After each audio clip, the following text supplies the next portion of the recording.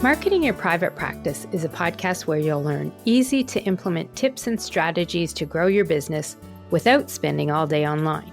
I'm your host, Kathy Colaiacovo, and I teach practitioners the Thrive marketing method to create simple and streamlined plans by focusing on long-term strategies, not just social media. Discover ways to spend less time on your marketing, attract more clients, and build the financial freedom that comes with a thriving practice. One where you have time left in your day for the people and things that matter to you.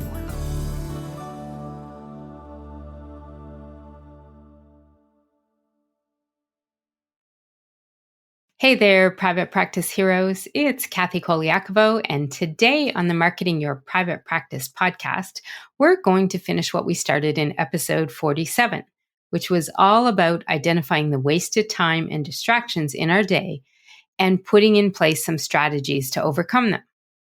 Today, we're going to dive into my best advice on taking that a step further and planning for a better organized and more productive workday. Now, if you're wondering how this all fits into a podcast about marketing your practice or your business, it's because when times get busy, marketing is often the first task that I see people push aside and not deal with. It's often not seen as important as client work or even business work. And even when folks are booked with clients, that's where they often make that decision that they don't need to do their marketing if they're busy. But I will tell you that even folks booked with clients want to continue with at least some minimal marketing so that you're keeping your name out there and top of mind with your community. What I often find happens when I do marketing assessments with clients is that folks are not getting to their marketing because they don't have enough time. And the reason they don't have enough time in the day is because they're actually wasting time without realizing where that time is going. So it is all preventable. Think about it. If you could add back 1 hour in your day or even a half an hour, then you could have time to keep up with the marketing and also make sure that you're keeping a steady flow of communication happening, that you're doing your relationship building and your lead generation. So all of this starts by what we talked about in episode 47, identifying where and how you're wasting time in your day and having those strategies to manage those distractions. And you can check that all out in episode 47, and I will link to that in the show notes below where you're listening to the podcast. Once you have this info, then you want to be sure that you're ready not only with the strategies to avoid the distractions and wasted time, but that you have a plan for the time that you do have in your day, for the time that you're going to work on and in your business every day. And this means being intentional about what you do each day and planning to be as productive as possible. So if you find yourself signing off at the end of your day and you look back at your task list for the day, and maybe you don't even have one of these to check, but you're reflecting back on your day and you feel like you got nothing done, nothing accomplished, but that you were busy all day, well, then this lesson is for you. Sometimes the reality hits home when you just keep moving tasks on the list to the next day and then the next and then the next. And all of a sudden it's a month later and you still have nothing done on that to-do list. And if you're like a lot of my clients, that list is filled with activities that are meant to bring you more clients, more leads, more traffic to your website. Growing a thriving practice means working with the clients you can help and the ones who pay you for your expertise. So if you're not able to get to that main activity that helps that happen, we need to turn things around here and get you planning to get more done and more of the right things done as well.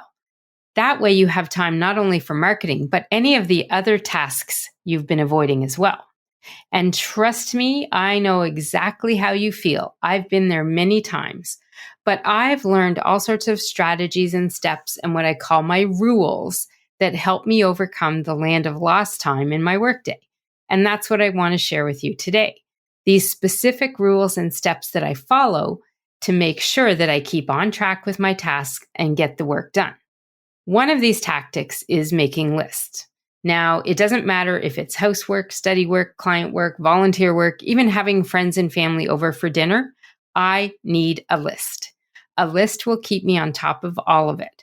But in addition to the lists, I also have these rules and plans that help me manage my time too. Now, I'm not saying I'm perfect. I have definitely fallen off the list and rule wagon, but the rules are there to help me, and they're intended to help manage my time and my tasks. So that's why I wanted to share these 7 most important rules with you today. Because here's the thing, and we all know this, time is the one thing we all have a limited amount of. You can't add any more time in your day, but you can use it in a more effective and productive way. You only get 24 hours every 24 hours, and then it resets. So it's important that we make the best use possible of those 24 hours. So let's dive into these top 7 rules for managing your day and your time. So the first one that we're going to talk about is planning your week, okay? The entire week. What you want to do here is set a schedule and block time off for set tasks and work, even family commitments, all through the week. I have an ideal week planner that I use, and I check it every quarter to be sure that the timing still fits in my life. And this ideal week is all about me planning about where I want to do the different kind of work that I do in my workday so that I'm keeping it all manageable and I'm able to fit in everything that I need to as well. The other thing is it makes sure that I'm fitting everything into my life, not just my workday. So having this ideal week can help you manage client meetings, business work, client work, life, and just being intentional about not having too many things in one day that would leave you without work time for the rest of the day or the other days of the week too. So you can actually learn a little bit more about planning your ideal week in episode 22 of the podcast. I go into a lot more detail on how you can use this kind of tool to plan out your week. And there's even an ideal week planner template that you can download and use. Now, a bonus tip here is I do always add in some unplanned time every day in my calendar so that I do have free time to make up for getting things back on track, or if I might just need it for a quick break or to refresh. So planning out your week will be one of the best things that you do to help manage your day and your time.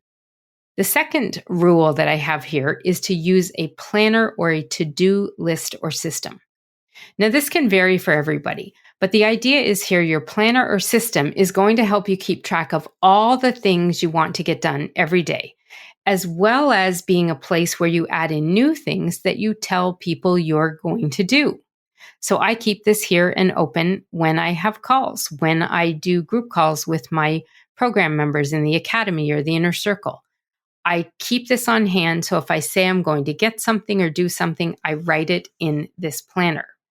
Now, I mentioned in episode 47, and you've probably heard me talk about it before too, that I use what's called a full focus planner, which is a combo of goal setting, quarterly planning, and daily and weekly planning as well.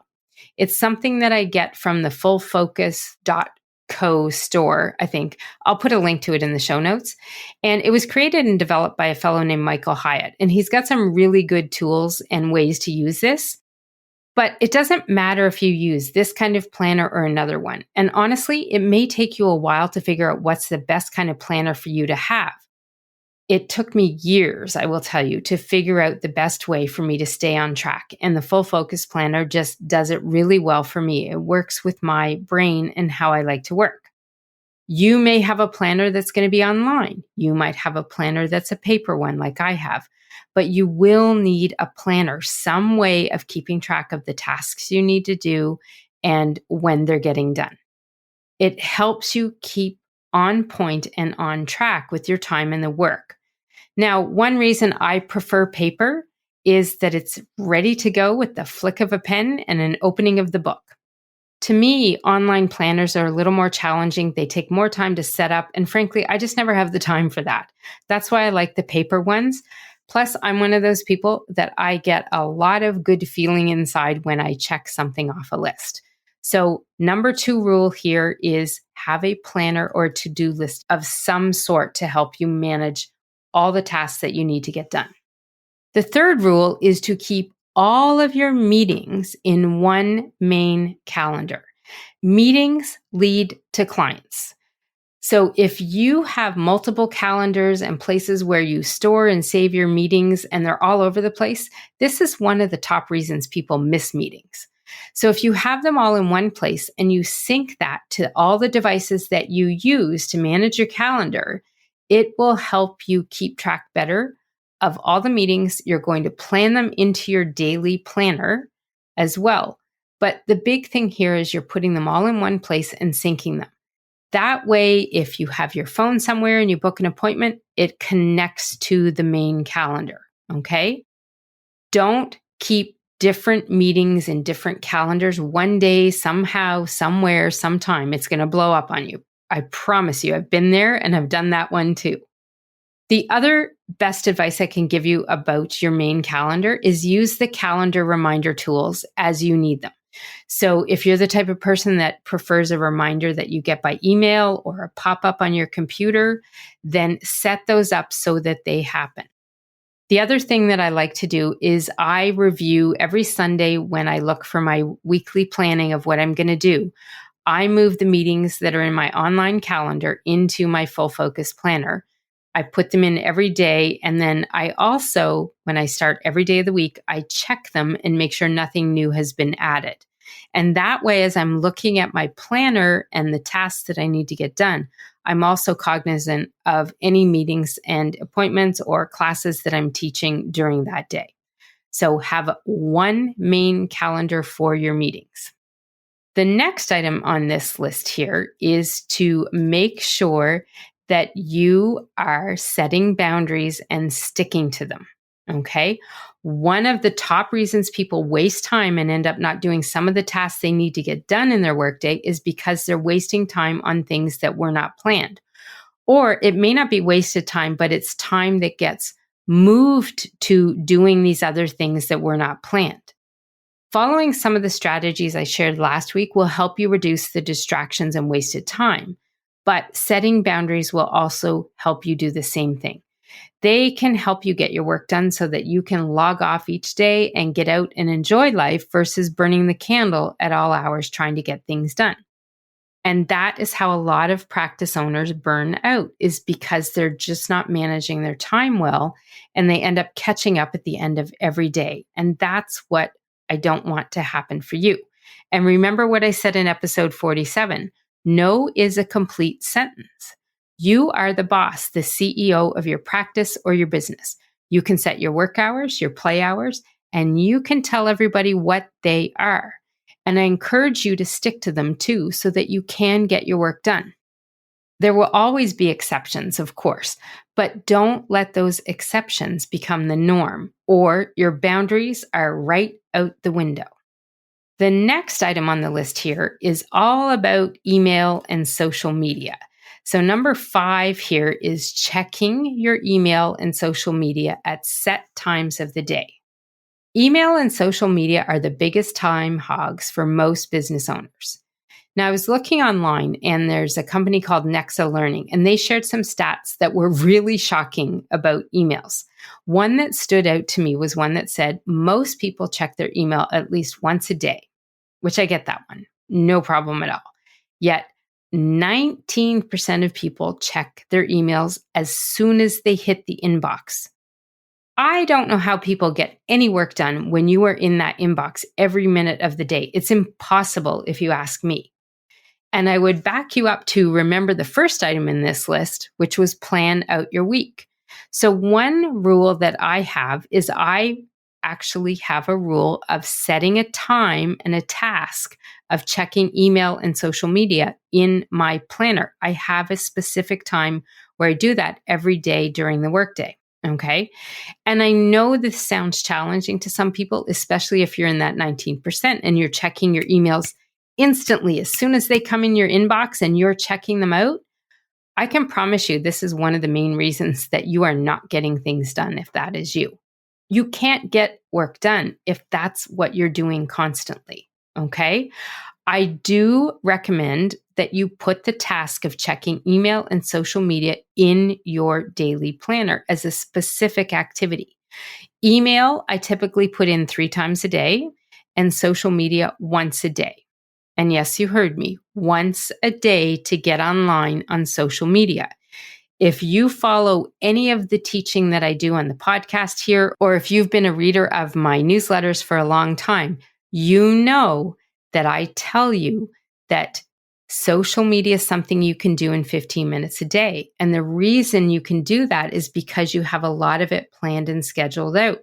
So that when you go on social for that time each day, that one time a day. Now, some people, of course, depending on your business and how your goals are set up and what you're trying to do, it may be more, it may be different. But for most practice owners, once a day is all you need to get online, connect with people, network, and engage with them.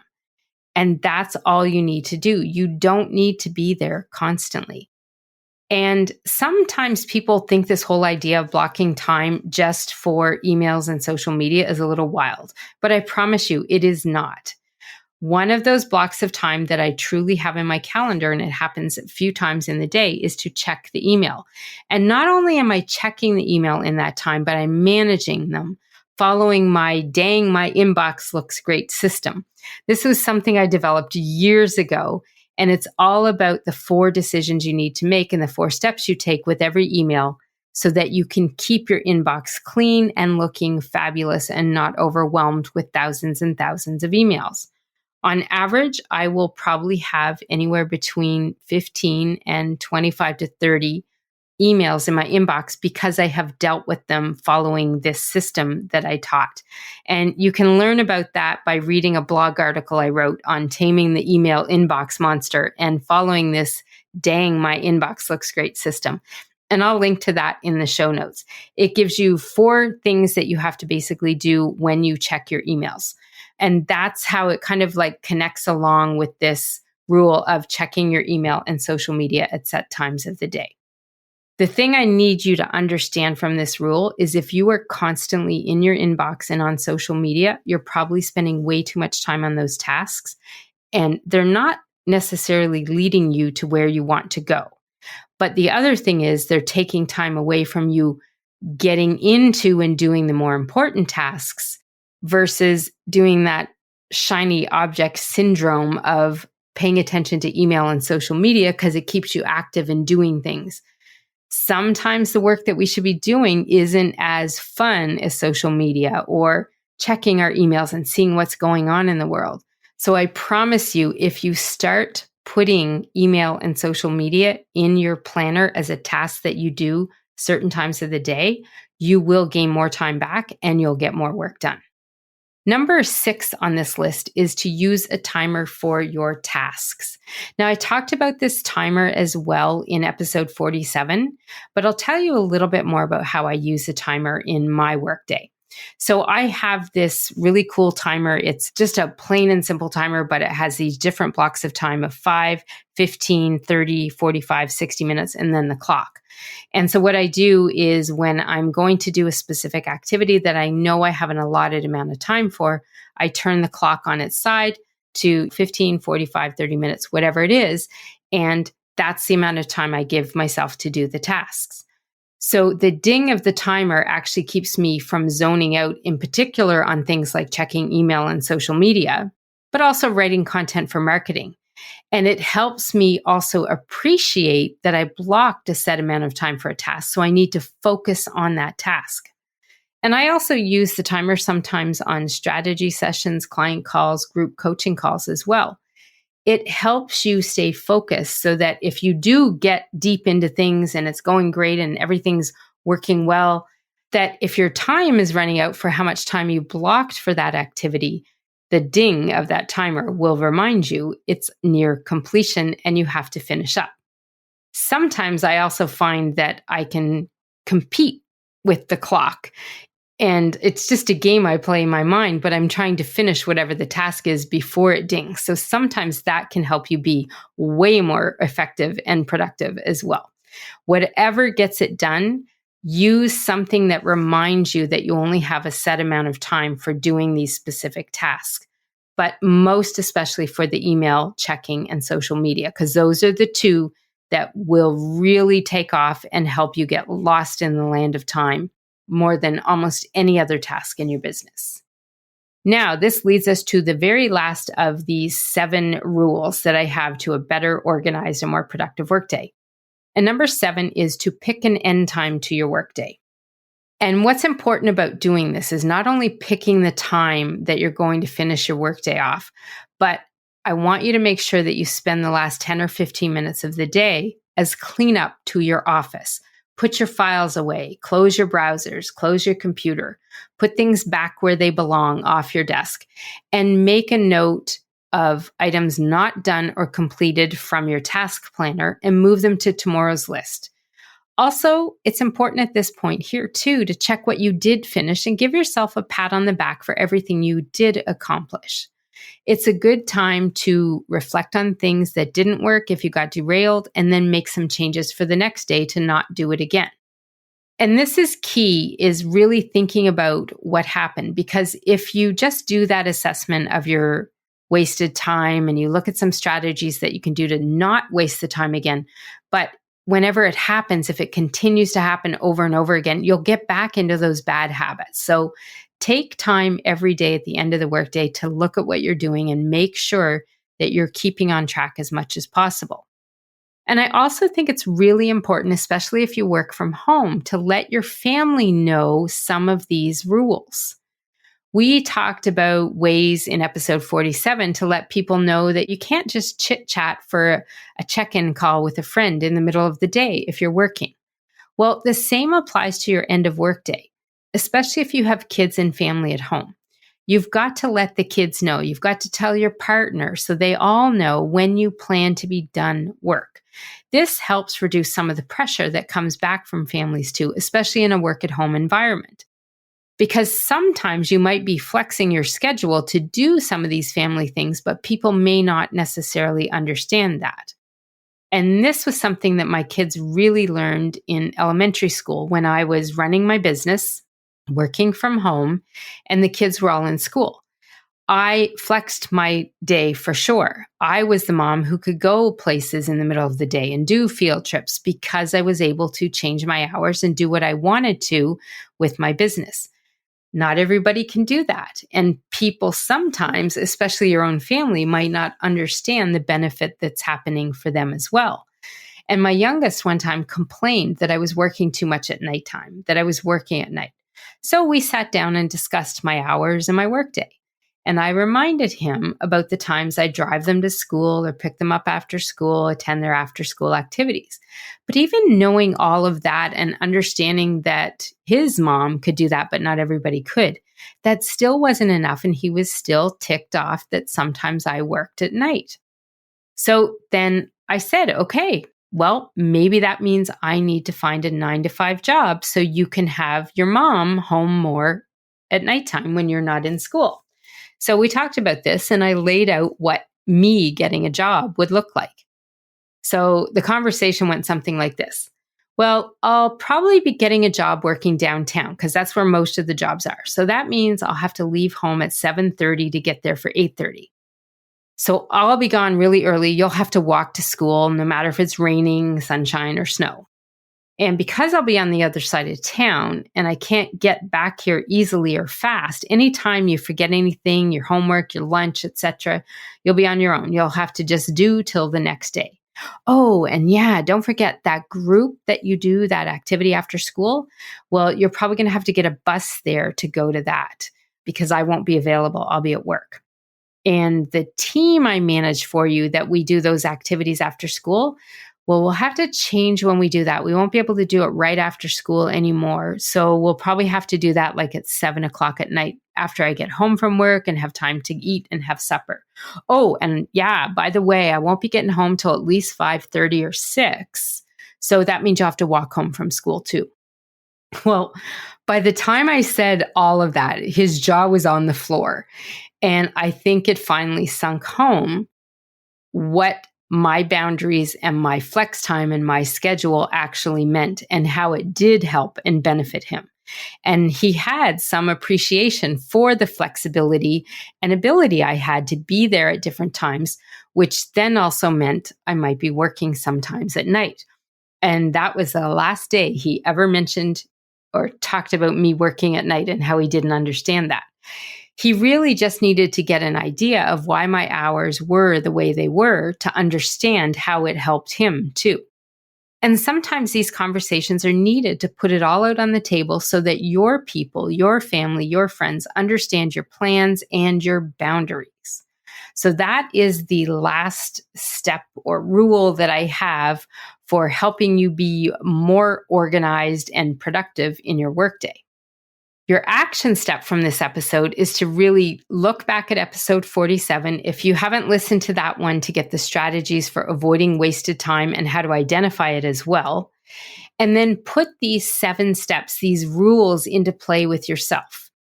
Look at them and figure out which ones will help you the most, and then start with one at a time and see if they're going to help you with your wasted time and your distractions, and what kind of change it's going to make on how much you get done in your workday. When you follow these 7 steps and put some semblance of rules like these into your own practice, your own business, it will help you stay on track with your tasks and your activities. It will help you get your work done, meet deadlines, client commitments, and it will help you meet your family commitments as well. So try them out yourself, see if they make a difference. And like most people, I'm not perfect. Nobody's perfect. I have fallen off the rule wagon a lot trying to get these in place, but I try to get back on it as fast as I can. If you're not paying attention to it and doing that end of the day check that I talked about, you will find yourself running back into those habits of wasted time a lot easier than if you're paying attention and planning for what you're going to do every day. And remember, if you do fall off the wagon here, give yourself some grace. Learn from the lesson and move on and do better the next time. This is Kathy Colaiacovo signing off and saying thanks for listening in today. Have a fabulous and, of course, productive week. And remember, to thrive in practice means using systems and tools and even rules to help you be as productive as possible. I'll put a link to all the resources I mentioned in the show notes, and you can find them at marketingyourprivatepractice.com/48. I'll see you next time. You can find all of our show notes and resources mentioned at marketingyourprivatepractice.com.